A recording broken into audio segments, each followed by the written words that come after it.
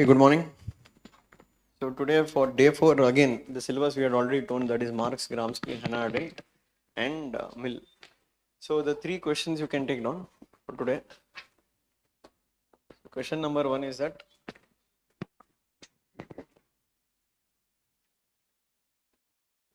critically examine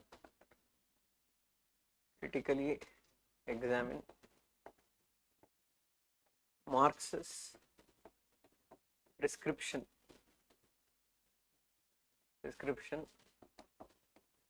for ending the alienation under capitalist system. Under capitalist system. 20 marks. Second question. Comment on Gramsci's idea of hegemony, that is 10 marks, 150 words. And question number 3 is discuss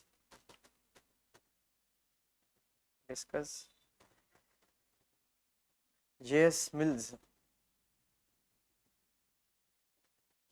modification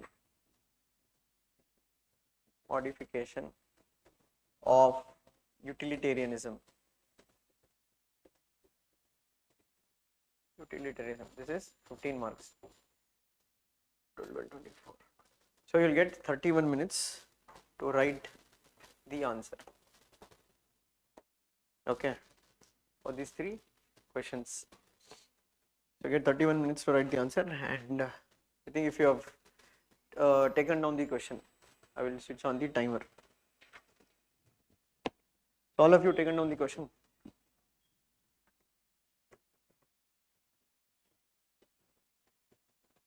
Done. You both have taken down the question.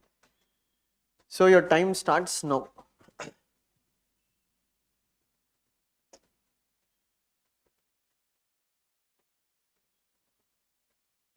You have 31 minutes to write the answer.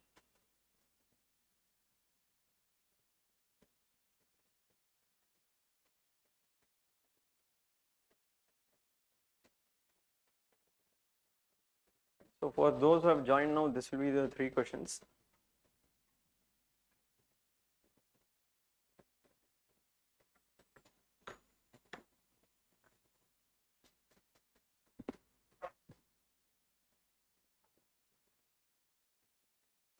You have 31 minutes.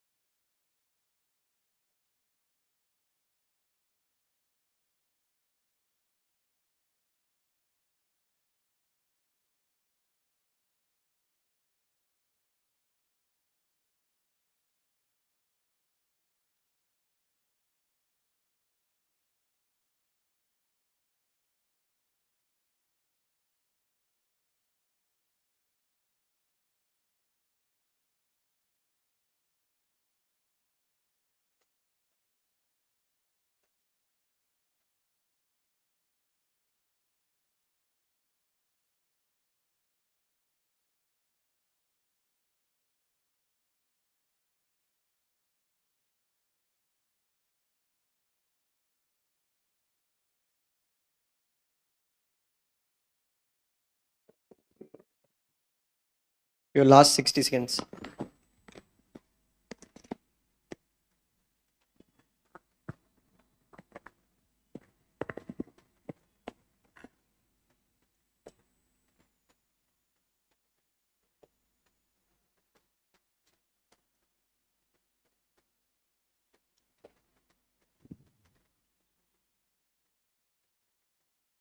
Last 30 seconds.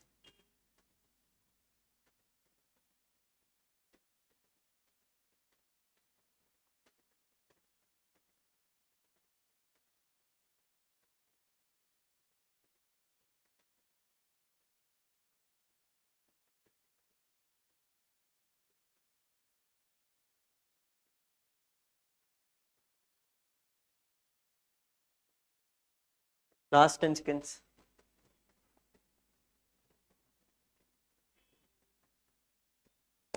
Time up. Hitesh.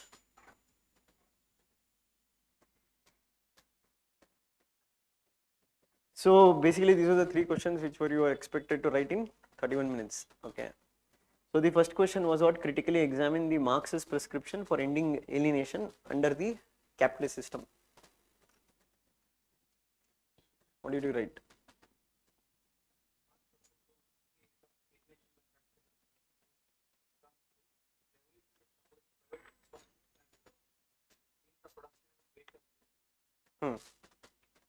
ಆಮೇಲೆ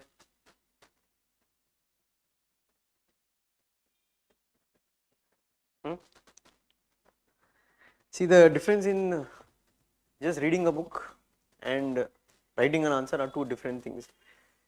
So obviously the question is not about alienation, the question is about what did Marx prescribe for ending alienation. So maybe in starting whatever answer you can explain what is Marx's theory of alienation, which he spoke about, and the 4 stages of alienation very briefly. Okay, that can't be elongated, it should be very brief. But then you will have to write for Marx how the alienation is going to end. It is going to end through the revolution, and this revolution is going to bring change in what? The mode of production. But now they are asking you to critically examine it. Critically examine means you can say what are the positives as well as the limitations or drawbacks. So one, you can write positive aspects like people like Herbert Marcuse, they have explained that how even present day societies we do see one-dimensional man under capitalist system, the exploitation that is happening. Secondly, you can also say that in those countries where you can say they brought strong social security mechanisms through which you can say they're like Scandinavian countries, the status of the working class has been much better when compared to countries like US. But the limitation has been is that one, you can go into criticizing Marx's holistic view on alienation. Like you have Karl Popper, who argues that capitalism not necessarily always leads to alienation, it can also lead to innovation or invention. Secondly, you can say his prescription of saying that violence will be the solution for ending alienation, that has been also criticized by many, saying that for example what happened in Russia or what happened in China, you have Rosa Luxemburg who says that dictatorship of proletariat led to dictatorship of one individual or one person. Or you can bring again Karl Popper's view of criticizing communism for leading to what? Iron curtain, or you can say enclosed society. Thirdly, you can also say that when Marx spoke about the root cause of alienation, he is only speaking in terms of material terms. But if you look at broadly, like even if you take prior to Marx, you had who is that Hegel, or one more person is who spoke about Feuerbach, who spoke about alienation is not only in terms of material terms, alienation can be also in terms of ideas. So then you can conclude in your answer by saying that in spite of all this limitation, one cannot deny that Marx's ideas have played a key role in bettering the working conditions of the working class, especially in the capitalist world. So those who have just written the answer about alienation, the question is not that. The question is not what is Marx's concept of alienation. The question is that critically examines Marx's prescription, means what did he prescribe for ending the alienation. So obviously before you go into prescription, briefly you are going to write about what was the causes for alienation, then what did Marx suggest, and then you are going to decipher it, saying that to what extent we can agree with Marx and to what extent we can criticize, saying that what he has neglected. Or even if you want, you can bring Gramsci also, because in terms of what Marx suggested, that only by direct attack on the economic structure, alienation will collapse. But what Gramsci spoke about, the entire capitalist system is not only basing itself on the brute force of the state, but there is also a civil society which generates hegemony. If you want, you can include that also in your answer. So as I say, there is no model answer as per se, but you can link different perspectives in your answer. But nevertheless, the key point here is that have you addressed the demand what they've asked? Okay. So here many people, what mistake they'll do, they'll only write about alienation, and in exam what will happen, they think that okay fine, we have addressed the demand of the question. But if you carefully break down the question is not about what is alienation, the question is more about what? The prescription what he has done for ending alienation. That actually is the demand of the question. Got it? You have any doubt? Hmm. Hmm. Yeah, you can, in recommendation, you can do add that when you look like people like Gandhi, they've instead of bringing what you can say a violent, or you can say a conflictual relation between two classes, he has recommended for a more of trusteeship model that you can include. Hmm. Hmm.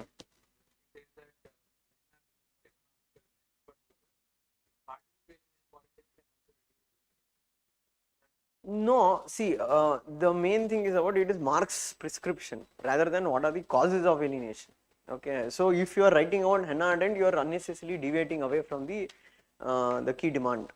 Okay, so Gandhi's point you can write about it's a alternative prescription of bettering the working conditions, etc. But when the moment you go with Hannah Arendt's point of view, I think you are slightly deviating away from the demand. Got it? Same way, if you look at the next question, comment on Gramsci's idea of hegemony. So again, careful, if you see, they're asking you to comment on it. Okay. So comment ka matlab, it can also include what is hegemony, why did he give this particular concept, what is the significance of this particular concept. So of course, when you write your introduction, you can briefly write about something like Gramsci is the second most important figure within the Marxism after Karl Marx. Then you can mention about his work, what is written, that is Prison Notebook. And you can say Gramsci gave the concept, means Gramsci was finding the answer, that you can use this quote saying that what Gramsci said, it is futile to expect socialism to directly arise from the ashes of capitalism. Then you can look into say where Gramsci said the foundation of capitalism was based on hegemony. Then you can go on to explain what is hegemony according to Gramsci. It is the exercise of power with the manufactured consent of the individual. That is what is defined as hegemony. And then you can say, according to Gramsci, the capitalists don't control the society only through state, but also through civil society. There you can mention about organic intellectuals, and they make use of civil society to generate consent among the working class. Then you can go on to write, this idea is very significant when we look from a larger context. So you can say when we look at the British rule in India, it was also based on the white man's burden, that British created that hegemony. Or you can say when America dominated the world politics, Robert Cox in his critical theory, he says the American power expression was not just based on material force, but it is also on the cultural aspect. And Gramsci also gave the answer for the question that why communism did not emerge in Western industrial societies. Largely it was due to the fact that what? Largely due to the fact that the revolution was supposed to be believed only in material terms, but they neglected the cultural aspects. So hence Gramsci remains as one of the key figure within Marxism. something like that you can write. So since it's comment on hegemony, you tell what is hegemony, what is the context he gave hegemony, and what is the significance of that idea according to you. So you link Indian national movement, you link America's hegemony or Robert Koch's critical school of thought, because this idea has led to development of, for example, if you look at development of postmodernism in that regard, Gramsci is also one of the central figure, you can say one of the forerunners of postmodernism, because he, if you tell, he says that every idea what has been generated, it is the idea of the ruling class or the dominant class. With this Hmm. anti-user state, Hmm. the state not Hmm. only You can use that, you can, or if you want in your answer, you can use also flowchart to indicate the structure, like the base and superstructure. So you can say this is the base, then intermediate structure you have civil society, then you have the state. So civil society is the structure of what you can say legitimization, then you can call state as the structure of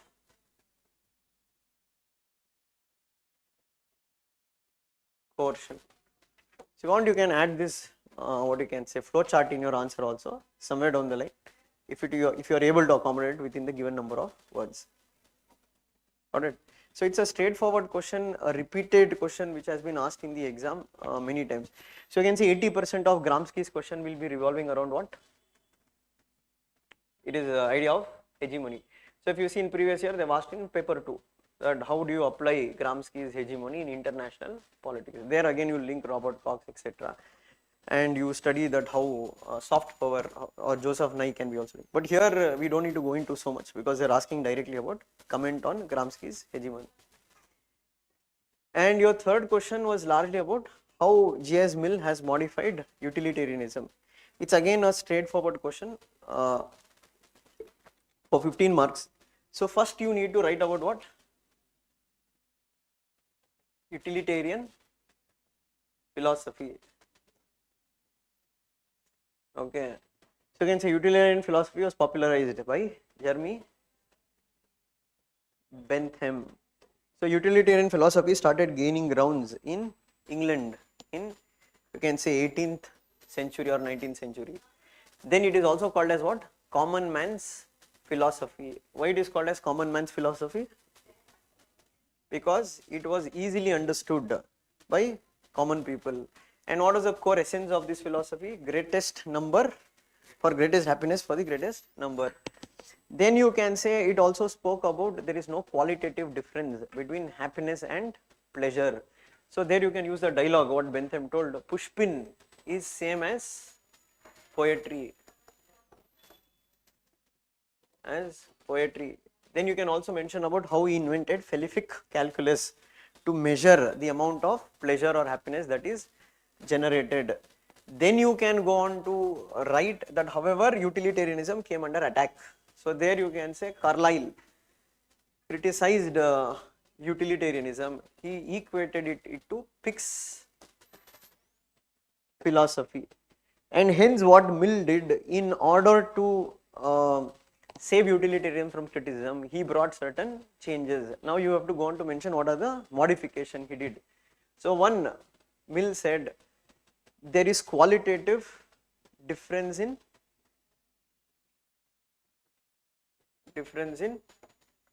pleasure and happiness. He told pleasure and happiness are not the same. Second, he also said there is qualitative difference in happiness itself. So for example, he told Pushpin is not same as poetry. So there you can write a dialogue told by Mill. He said that I prefer to be man dissatisfied rather than being pig satisfied. I prefer to be Socrates dissatisfied rather than be man satisfied.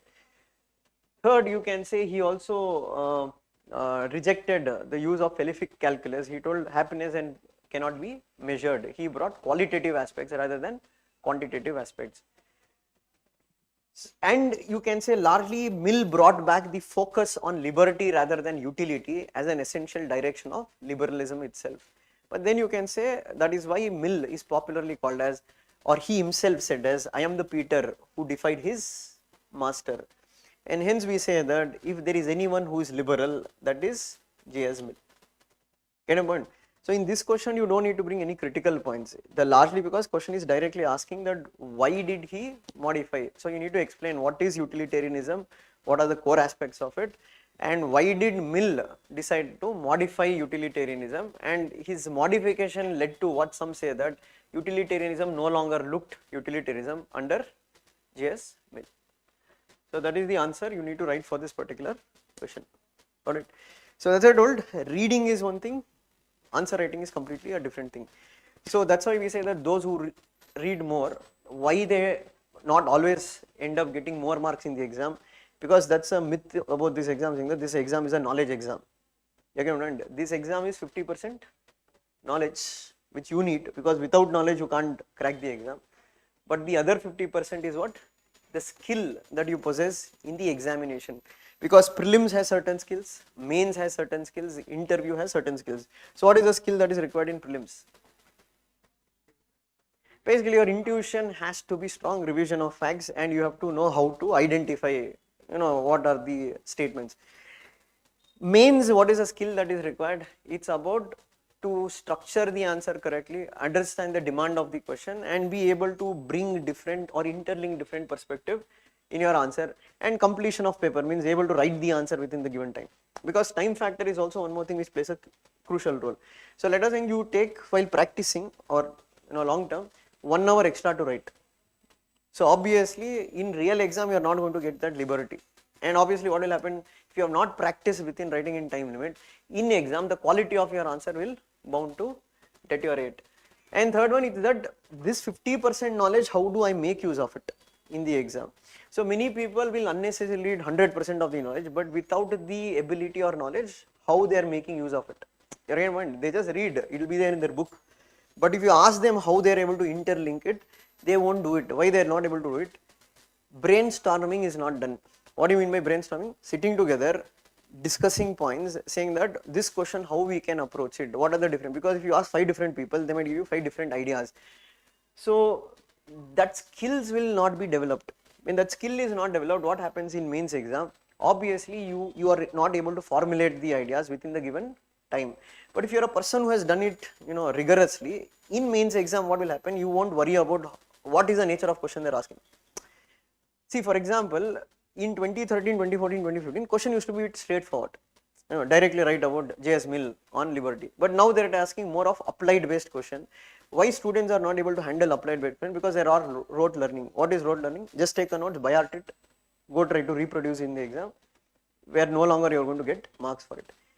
And for the interview stage is more about communication, and you can say the balanced viewpoint that you present for it. It's more about confidence, it's more about how you speak, it's more about how do you present your ideas in front of the board. So that's why I say that only knowledge is not enough to crack UPSC. You need some knowledge, basic knowledge, but skills cannot be taught. Skills have to be developed, skills have to be practiced.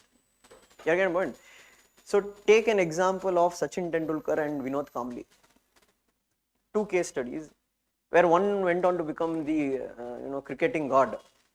And if you look at Vinod Kamble down or at a very young age, equally talented as Sachin Tendulkar, but you can say lack of discipline, lack of working on those talents what he possessed, ended up what he is nowhere today. And that is why we say that it's not only talent that alone matters, it is also how you own up the talent into actual results. And that is why I told 50% it can't come through any coaching or etc. It should only come through self. Means what? You have to be disciplined enough to write everyday answers. You have to be disciplined enough to come out of your comfort zone. What do you mean by comfort zone? Like some people, they don't come out of their comfort zone. Why? Because they don't like it. For example, you can say somebody criticizes you saying that your answers are not up to the mark. The best solution for that, we'll not show the answers to that person, we'll show the answers to a person who praises us. You are getting the point? But the question is that how many of them have gone on to crack the exam that way? It's very, see, to give you one classic example, why we say those who have maturity will know how to handle it. So there was this one guy 2 years back in our test series. So he was already into Indian Revenue Service in a point. But when we was evaluating his papers, so he used to come like a normal person in a hoodie, etc., and used to get his paper evaluated. It's only when the last paper I evaluated, that time I got to know, or he told that he's into Indian Revenue Service. Okay, till then he had never spoken about he's in service or etc. So I asked him like, why didn't you say before that you're in IRS? The one thing he told is that maybe if I told, you'll become biased. The reason is that you might not openly criticize him for the answers what you've written, or you might not openly be critical of the answers he has written. So he told, I don't want somebody to just praise me because I've gone into IRS. My goal is to end up in IAS. So he's nobody but Shravan Kumar. He got into Indian Administrative Service 2 years back. Now Karnataka cadre. That's the difference between people who actually work, people who don't work. See, there are many people who will come for reviews, I think in mentorships also. 3 criticism, 4th criticism they won't. The reason is what? You have built a world around you. In that world, you feel that you're going to crack the exam, but everybody is biased towards themselves. You're getting a point? So my answers will always look good to me. It is only when you show to a third person, they are going to shed light on whether you have really written or not. And certain times when you are not ready to take criticism, then where the improvement is going to come? Improvement won't happen. And that's why I keep telling in every session, look at your libraries. It's a classic example. Do you find any space in any library? No. Why? Because people are not clearing and going. Question is that why they are not clearing and going? You know, there is a saying of this Albert Einstein, do the same thing again and again, expect the results to be different. It's heights of foolishness. Do the same thing again and again, expect that my luck is going to change this year. It's not going to change. Unless you change the approach of how you are building, you are never going to get that result. It's a fact. See, some people are smart enough to realize it very quickly and they work on it and they will bring changes. Some people, they don't work on it. They're same, what you can say, very adamant. They don't push through and they remain there itself. So if you take, even I was an example of it. Means even when I got my intro call, it took me 3rd mains to get my intro call. I could have got my intro call in first 2 mains. I had listened to my friends because I had good friends, like one is in Indian Administrative Service, the other is in IRS. So when they used to see my answers, they used to point out, you know, this is not good, this doesn't look good. But the question is that, are you ready to take it? Now, I was not ready to take it for the first 2 times because I thought, hey, these people have cleared by fluke. Because my perception was that, of course, they were not so red as me. Okay, that was the truth also. So that's why I told, for example, you can say the current Mangalore DC, Darshan HV, he's a very close friend of mine. So we used to study together. So he took political science, studied for 3 months because his option was Kannada literature. You know, I was of the perception, within 3 months, there is no chance this fellow, you know, that's the fixed thing. It's no chance. This fellow is not going to make it. And surprise was that year he got 47th rank and he was the PSIR topper in paper 1, he got 154. And why that happened? Because he was more flexible. He focused more on the skill part rather than the knowledge part. Because knowledge part, you can pick it up, polity, IR, etc. This is the same thing now in political science. But he knew how to write, how to add up. So one classic example for that, there was a India-Pakistan question that year when we wrote. Okay. So I have read all these standard books. You know, Shashi Tharoor's Pax Indica, David Malone's Elephant, you know, Can't Dance, etc., etc. Because some toppers had written, read these books. I had read. Problem is that this is a myth that is, you know, promoted in UPSC, is that when you read original books, you can see, that is all when you have time. You know, read original books if you have time. Who will have such time? Those who are actually not studying for the exam. It's very easy to say, you know, easy to say for me, I'll read, you know, 10 pages, 20 pages, 30 pages every day in a book. You should have time for it. See, when you have our students who don't know what is Cold War, that's the reality. Many people don't know what is exactly Cold War. And if you go read Shashi Tharoor's books, Pax Indica, from where that fellow will understand his language. To understand his language only, it'll take one particular day. Now, I had read that book, original book, it is around 350 pages, etc., etc. Now, this fellow had not read any book, not time only now. 3 months you have to write for the exam, from where you will read Shashi Tharoor, Pax Indica. He read some one common notes. All he asked was help in regarding which topic is important, which topic is not important, and answer writing gives certain feedback. And he had, he had this bent of mind of writing very unique answers. What is unique answers? Still I'll remember. They had asked a question in one of the tests what we were writing. Democracy is a Western idea, comment. For me, first of all, at that point of time, this question is not, this is not in my notes only. They were not given. There is something called as Western political thought. So that fellow had written something like that, first there is a view that the democracy is a Western idea, it emerged from Greece, contribution of Mill, Locke, etc. But then he brought the arguments of Amartya Sen, who said that, democracy has existed since ancient India, there is Sabha, Vidata, Cholas had, my point is that why this mad fellow is writing out history in political science paper. That was me when I saw his answer, why this fellow is writing out history in political science answer. But when Marx came out, that is what he got 152 or 154 in PSIR paper 1 and 140 or something in PSIR paper 2. And it was just 3.5 months what he studied, and it was his first means because he had failed in 3 prelims. And he got all India rank 47 or 48. And that's why I told you, this is not a knowledge game.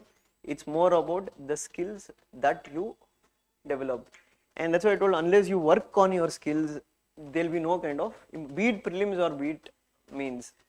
So even you can see many people with prelims, they keep failing every year, okay, but they won't reflect back why did they fail in prelims. They think it's more of material problem. I had to read this material, I had to read that material. It's not about material problem, it's about mindset. To solve prelims, you have to have intuition. To get that intuition, you have to practice a lot of questions. You have to be more good in what? Okay, predicting whether this statement is right or this statement is wrong.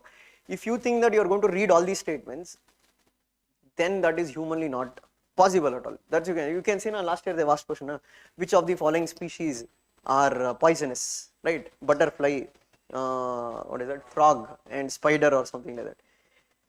Many people now they will look into where in our book we have read it, or some people will apply pure common sense saying that there are thousands of species in butterfly, thousands of species in frog, thousands of species in what you can say spider.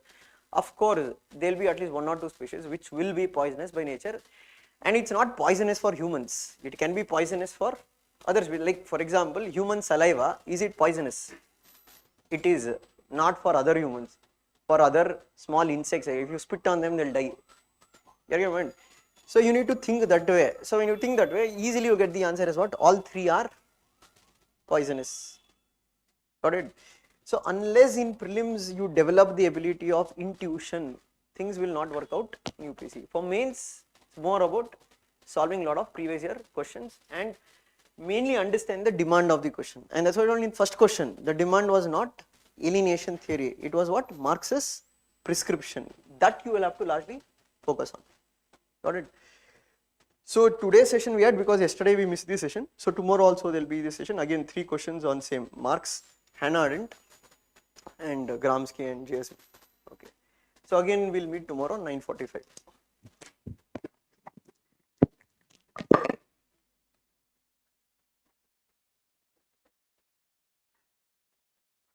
Okay, Smriti has asked, should we bring criticism of Gramsci's idea of hegemony? So I don't think so. For 10 marker question you can add criticism. If it was a 20 marker question, then you could have brought certain criticism of hegemony, saying that ideological forces alone cannot shape power, even power has material aspects to it, something like that you can write. But for a 10 marker question, Smriti, I don't think so. You need to include criticism of Gramsci's concept of hegemony.